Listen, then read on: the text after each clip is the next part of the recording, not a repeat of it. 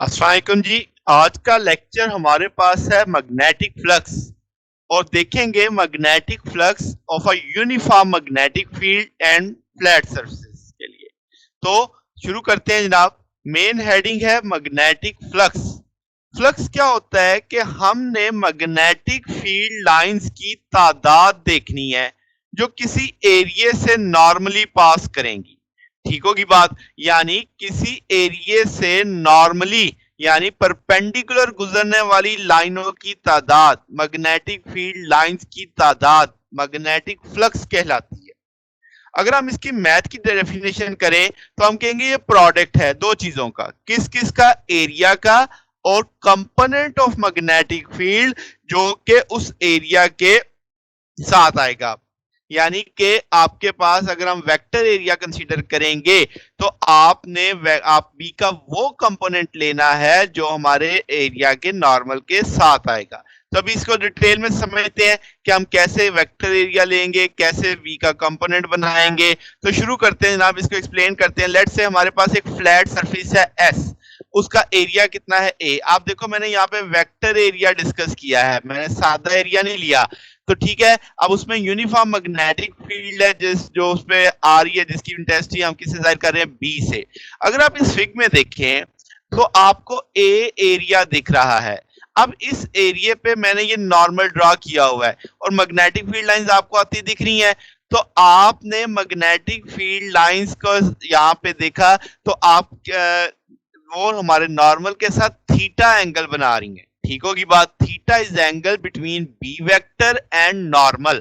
तो अब इसका मतलब आप किसी भी एरिया को, सरफेस एरिया को वेक्टर एरिया बना सकते हैं अगर आप उसके साथ नॉर्मल को मल्टीप्लाई कर देंगे। यानी कि सरफेस एरिया इनटू नॉर्मल मिलके वेक्टर एरिया बनते हैं। ठीक होगी बात। तो आपने तस्वीर में देखा कि बी आपके पास नॉर्मल के साथ थीटा एंगल बना रहा है। तो मैंने आपसे कहा था कि बी का वो कंपोनेंट लेना है जो नॉर्मल होगा सरफेस से। तो वो कौन सा बनेगा, बी के कंपोनेंट करो तो वो बी कॉस थीटा बनेगा। तो बी कॉस थीटा वो कंपोनेंट है जो हमारी सरफेस के नॉर्मल बन रहा है। तो इसका मतलब ये हुआ कि मुझे प्रोडक्ट लेना है किसका, मैग्नेटिक फील्ड के उस कंपोनेंट का जो फील्ड के जो सरफेस के परपेंडिकुलर हो और एरिया का। यानी बी कॉस थीटा को ए से मल्टीप्लाई करना है तो मुझे सरफेस में से फ्लक्स मालूम पड़ेगा। तो इसका मतलब वो बन जाएगा B A cos of theta. Equation number 1 आ जाएगी। अब चूंकि कॉस थीटा है तो ये एक तरह से डॉट प्रोडक्ट का कंसेप्ट आ रहा है। तो आप लिखोगे फाई बराबर है बी डॉट ए। तो आप इसे ओपन करोगे तो B A cos of theta. तो अगर मैं जल्दी जल्दी से दोबारा समझाऊं, सरफेस एरिया नहीं ले रहे, वेक्टर एरिया ले रहे हैं। वेक्टर एरिया कैसे बनेगा, जब हम किसी सरफेस के साथ नॉर्मल लगाएंगे और यहाँ पे थीटा किन दो चीजों के बीच में है, मैग्नेटिक फील्ड इंटेंसिटी और नॉर्मल के बीच में है। ठीक होगी बात। तो आपके पास इसका मतलब ये हुआ कि आपने बी का वो कंपोनेंट लेना है जो हमारी सरफेस पे परपेंडिकुलर होगा और वो हमेशा क्या बनेगा, बी कॉस ऑफ थीटा बनेगा। ठीक हो गया। तो अब आपके पास स्केलर प्रोडक्ट ऑफ हम बोल सकते हैं बी एंड ए जो कि मैग्नेटिक फ्लक्स कहलाएगा। मैग्नेटिक फ्लक्स के ऐसे यूनिट होते हैं वेबर। अगर हम इस टूल से देखें तो बी के यूनिट टेस्ला है, ए के यूनिट मीटर स्क्वायर है। तो 1 वेबर किसके बराबर लिखा जा सकता है, 1 टेस्ला इंटू 1 मीटर स्क्वायर। यानी कि अगर एक आपके पास 1 टेस्ला की मैग्नेटिक फील्ड 1 मीटर स्क्वायर के एरिया से पास कर रही होगी तो हम बोलेंगे मैग्नेटिक फ्लक्स 1 वेबर है। ठीक होगी बात।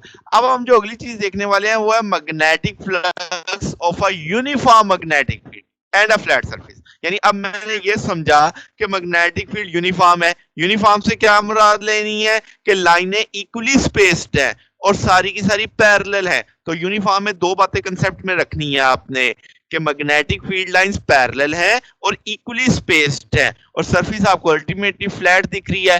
तो अगर हम पहली कंडीशन देखें कि सरफेस को हम परपेंडिकुलर रखें मैग्नेटिक फील्ड के, यहां पे याद रखिए मैं सरफेस एरिया ले रहा हूं, मैं वेक्टर एरिया नहीं डिस्कस कर रहा। तो जब मैं थ्योरेटिकली समझा रहा हूं तो मैं सरफेस एरिया समझा रहा हूं। ठीक है। तो अब आपने सरफेस एरिया को जब परपेंडिकुलर रखा तो आपने उस पे नॉर्मल लगाना है। अब आप देखो नॉर्मल और मैग्नेटिक फील्ड लाइंस की डायरेक्शन सेम है, तो इसका मतलब थीटा 0 आ जाएगा, क्योंकि theta is angle between B and normal. तो अब आप कहने वाले हो कि आपके पास फार्मूला बनेगा बी ए कॉज ऑफ 0, तो बी ए आ जाएगा। इसका मतलब ये वो कंडीशन है जिसमें फ्लक्स कैसा हासिल होता है, मैक्सिमम हासिल होता है आपको। तो मैक्सिमम फ्लक्स कब होगा, तो आप क्या बोलने वाले हो, when surface area is perpendicular to magnetic field intensity. बात समझ आ गई। इसी तरीके से अगर हम सरफेस एरिया को पैरेलल प्लेस कर दें मैग्नेटिक फील्ड लाइंस के, तो जनाबे वाला क्या होगा कि अब आपके पास सरफेस एरिया पर पैरेलल है। अब आपने जब नॉर्मल लेना है तो वो मैग्नेटिक फील्ड के साथ 90 का एंगल बनाएगा, तो आपके पास यहाँ पे थीटा 90 डिग्री आ गया, because theta is angle between normal and magnetic field. हम बार बार इसलिए डिस्कस कर रहे हैं क्योंकि न्यूमेरिकल्स में इस चीज को समझना है कि आपने नॉर्मल बनाने के बाद मैग्नेटिक फील्ड के साथ एंगल डिस्कस करना है। तो जनाब अब cos 90 तो 0 होता है, इसका मतलब फ्लक्स कोई होगा ही नहीं, तो आपके पास हम कहेंगे फ्लक्स मिनिमम है इस केस में। अब आप इसको अगर लाइंस की तादाद की लैंग्वेज में समझना चाहें तो इस कंडीशन में मैक्सिमम लाइंस गुजर रही हैं, तो हम बोलेंगे फ्लक्स मैक्सिमम है। इस सूरत में कोई भी लाइन एरिया के अंदर से पास नहीं कर रही, तो हम बोलेंगे फ्लक्स मिनिमम है। अब इसी बात को हम ले लेते हैं कि अगर हमारे पास नंबर ऑफ एलिमेंट्स यानी हमने छोटे छोटे पैच कहीं पे देखे हैं और वो इनफाइनाइट हैं, तो इसका मतलब इतने इनफाइनाइट होने का मतलब पैच इंतहाई छोटा है, यानी डेल्टा ए जो आपने पैच बनाया वो अप्रोचिंग टू 0 है। तो आप उसे इंटीग्रल कर लोगे, आप डेल्टा ए को डी ए से ले लोगे तो बी डॉट डी ए आ जाएगा। इंटीग्रल का साइन होगा कि सारे पैचेस को सम कर दिया गया है, तो टोटल आपके पास फ्लक्स आ जाएगा। अब अगर आपके पास सरफेस क्लोज होगी तो मैं क्या करूंगा, उस क्लोज लाइन इंटीग्रल ले लूंगा। तो आप देखो मैंने फ्लक्स जब बी डॉट डी ए लिखा तो इंटीग्रल के ऊपर एक सर्कल सा बना दिया है।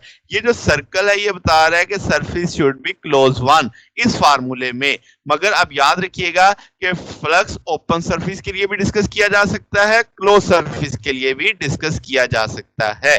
तो ये जनाब आज का इंट्रोडक्टरी हमारे पास टॉपिक था, इसी की बुनियाद पे हम फैराडे लॉ को समझेंगे। तो आज के लिए बस इतना ही, बाकी इंशाल्लाह फिर नेक्स्ट देखेंगे। वीडियो अगर आपको अच्छी लगी हो तो वीडियो को लाइक कीजिएगा, दोस्तों के साथ शेयर कीजिएगा और चैनल को भी सब्सक्राइब कर दीजिएगा। ओके, अल्लाह हाफिज।